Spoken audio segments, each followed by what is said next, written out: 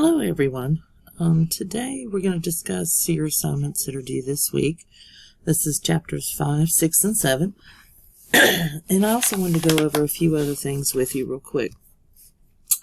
Make sure that you print off your due date sheet. As you complete each assignment in Blackboard, do not stay in MindTap. You have to go back to Blackboard at the end of each assignment. But as you complete those, print them, check them off on your due date sheet, and then once you finish all your assignments, go back and verify that you have a grade for every one of them in your grade book. That way you won't miss any assignments from being turned in, and you'll just verify that you've done everything that needs to be done.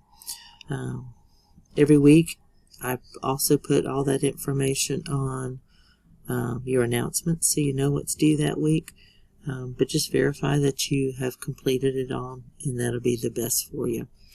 Again, I'm going to reiterate, don't stay in MindTap.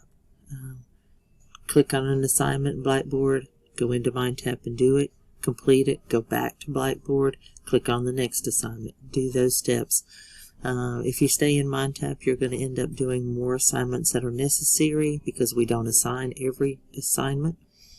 And also, there's a real good possibility that your grades will not cross over because these two things are interconnected, and if you're not doing it correctly, it may not cross your grades over correctly either.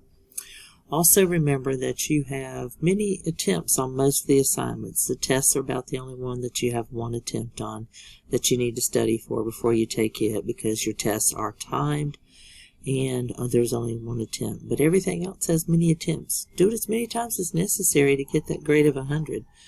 You might have a bad day taking the tests, and if you have gotten all 100s on your homework assignments, that'll really help pull your grade up because, hey, we all have a bad day. Alright, let's see. Starting with these chapters, you may have more than one code that you need to enter. And in order to enter it correctly so that it will grade it correctly for you, you need to do that by putting the code, a comma, a space, and then the next code. And when you're doing multiple codes, you have to make sure that you get them in the correct order also. Okay? Remember to read your email and your announcements daily. That's where I put all information, and that's RCCC's email. That is a requirement for the school that you use their email. Alright, so let's talk about these chapters.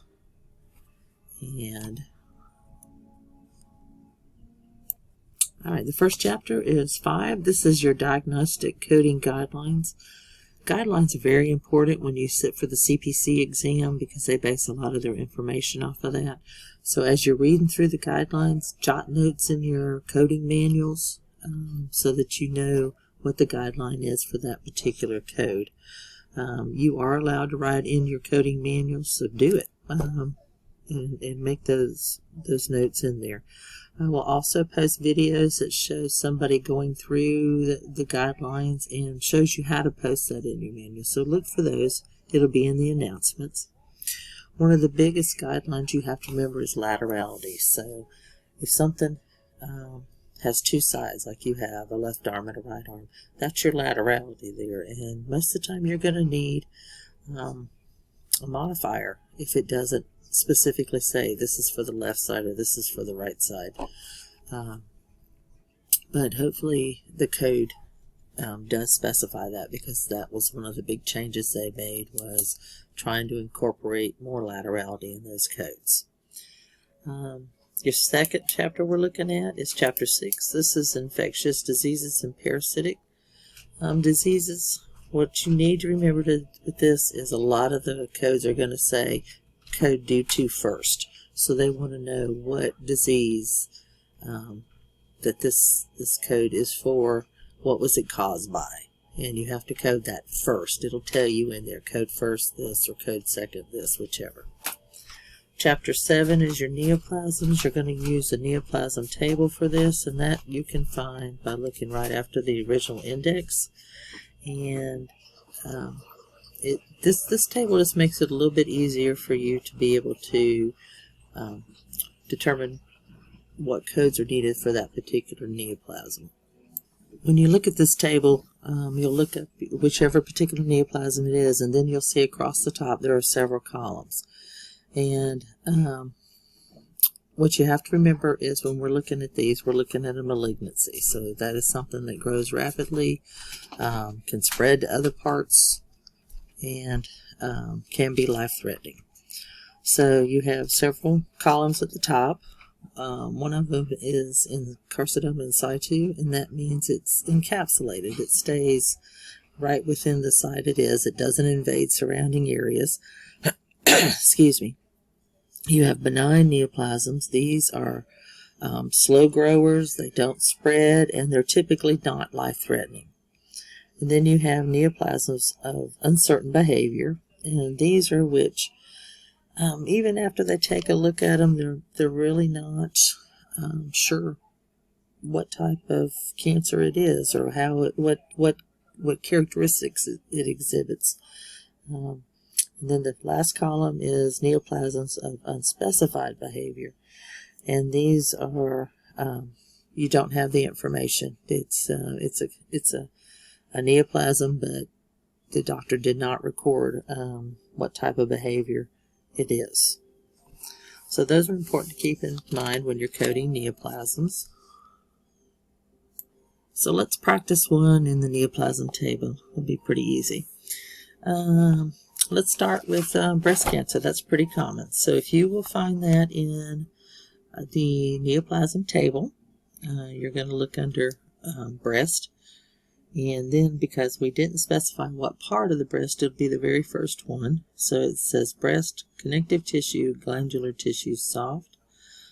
And you'll see the primary malignancy is C50.9 something. The check mark after that means there's additional codes that come after that.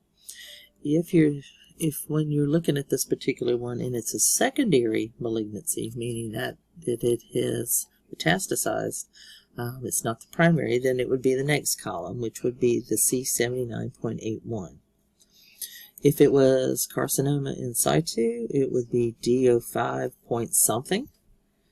If it was benign, it would be D24 point something. If it was uncertain, it'd be D48.6 something. And if it was unspecified, it would be D49.3 something. Now, once you have this code, so let's say this one is a primary malignancy. So that code was C50.9 something. So let's go look in the back part. We have to verify it. So C50.9, if you can find that. And if you tabbed your books, it makes it a lot easier to find. C50.9.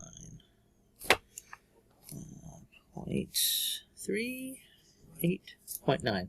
C50.9 is malignant neoplasm of the breast of unspecified site. Now, there's a check mark in a little box that says it needs a 5th digit. So we're going to go look down here. And as you see, the C50.9 is 4 digits. We need at least one more. So it would be either C50.91 or 92. And we're going to say this was a female, so that would be a C50.91. You'll also see that has a red box with a check mark that says 6th digit needed. So we have to look at the indentation, and then we have to look at C50.911 or 12 or 19. So basically 11 means of the right side, 12 is the left side, and 19 is unspecified. We're going to say in this case we don't know. So the code then would be C50.919. And that's how you go about using your coding manual on these neoplasms, on how to code them. You have to keep stepping in, and just remember that your coding manual is always going to tell you what is needed, like it needed a 5th digit or a 6th digit, or anything else that's needed for this particular one. It will always tell you what is there. So, for example, if you go back to C50, That's your malignant neoplasm of the breast. So everything falls under that. And if you look at it, it says includes connective tissue, Paget's disease of the breast or the nipple. And then it says use an additional code to identify the estrogen receptor status. If we knew that, we don't. And then has different codes there also. So just remember that this is, always look at the very beginning. So this was C50.9. Go all the way back to the C50s to see if there's any additional guidance there for you. And remember, your coding manager will always tell you what to do. So take a look at these things, and don't forget to look at your guidelines for each chapter. And make your notations in your coding manual. That'll help you. And let me know if you have any questions.